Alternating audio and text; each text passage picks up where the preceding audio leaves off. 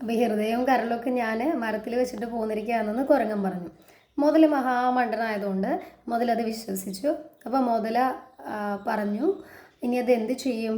അപ്പോൾ കുരങ്ങൻ പറഞ്ഞു, നീ എന്നെ ആപ്പിൾ മരത്തിൻ്റെ അവിടെ കൊണ്ടുപോവുകയാണെങ്കിൽ ഞാൻ മരത്തിൽ പോയി അതെടുത്തിട്ട് തരാം എന്ന് പറഞ്ഞു.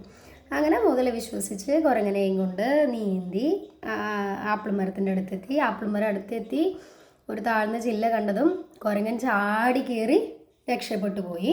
എന്നിട്ട് മുതലോട് പറഞ്ഞു, എടാ ചതിയാ, എന്നാലും നീ എന്നെ വഞ്ചിച്ചല്ലോ, ഞാൻ ഇത്രയേറെ നിന്നെ സ്നേഹിച്ചിട്ട് നീ എന്നെ വഞ്ചിച്ചല്ലോ എന്ന് പറഞ്ഞു.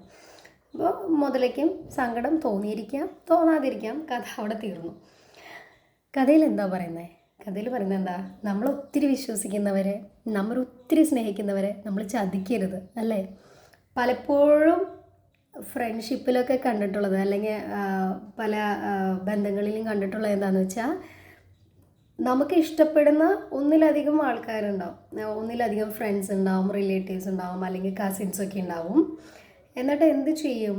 വേറൊരാളെ സന്തോഷിപ്പിക്കാൻ വേണ്ടി, ഈ കൂട്ടത്തിലെ വേറൊരാളെ സന്തോഷിപ്പിക്കാൻ വേണ്ടി വേറൊരാളെ നമ്മൾ എന്തിനു കൊടുക്കും? കുരുതി കൊടുക്കും, അല്ലേ?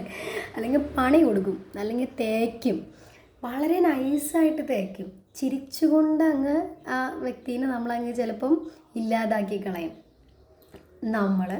നമ്മളുടെ കൂടെ ഉണ്ടാവും, നമ്മളുടെ കൂടെ നിൽക്കും എന്ന് വിചാരിക്കുന്ന ഒരാൾ നമ്മൾ പറ്റിച്ച് കഴിയുമ്പോൾ ഉണ്ടാകുന്ന ഒരു വേദനയുണ്ടല്ലോ, അതൊരു ഭയങ്കര ബുദ്ധിമുട്ടുള്ള വേദനയാണ്. അതിൽ നിന്ന് രക്ഷപ്പെടാനും ഭയങ്കര ബുദ്ധിമുട്ടാണ്.